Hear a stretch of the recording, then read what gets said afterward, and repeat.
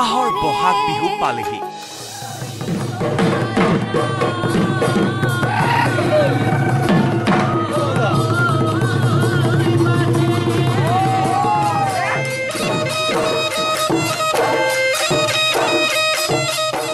সাজু হৈছে শিল্পীসকল।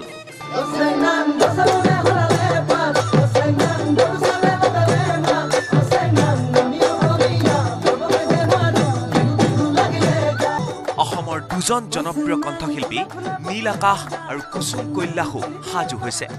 বিহুৰ প্ৰাক্ষণত নীল আকাশ আৰু কুসুম কৈলাশে ৰাইজৰ বাবে মুকলি কৰি দিছে বিহুগীত। ৰঙৰ উৎসৱ ফাকুৱা আৰু আগন্তুক ৰঙালী বিহু উপলক্ষে আগবঢ়াইছে নিভাজ বিহুগীত কংচেং।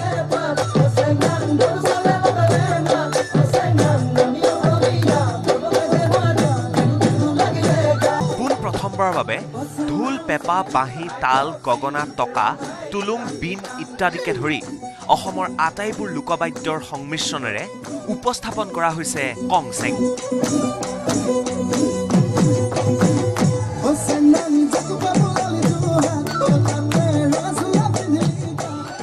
আনহাতে অসমীয়া ভাষাৰ লগতে টাই ভাষাও সংমিশ্ৰণ কৰা হৈছে কংচেঙত। মৰাণৰ ষ্টুডিঅ' ফিউজনত বাণীবন্ধন কৰা গীতটিৰ কথা আৰু সুৰ কুসুম কৈলাশ, মৃন্ময় মৃত্তিক, লানমাই আৰু ভৰত শইকীয়াৰ। গীতটিৰ পৰিচালনা কৰিছে উজ্জ্বলা ৰং আৰু জগত মাহিছে। শব্দ সংমিশ্ৰণ উজ্জ্বলা ৰঙৰ। নিশা মৰাণৰ ষ্টুডিঅ'ত আটাইকেইগৰাকী কণ্ঠশিল্পী আৰু সংগীত পৰিচালকসকল উপস্থিত হৈ ৰাইজৰ বাবে মুকলি কৰি দিয়ে এই গীতটি।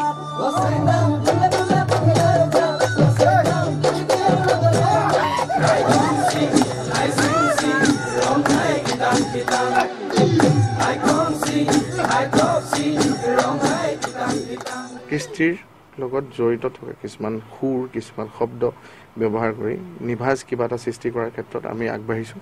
গতিকে নাজানো কিমান দূৰ সফল হৈছোঁ। গতিকে আশা কৰিছোঁ আপোনালোকে ভাল পাব নিশ্চয়।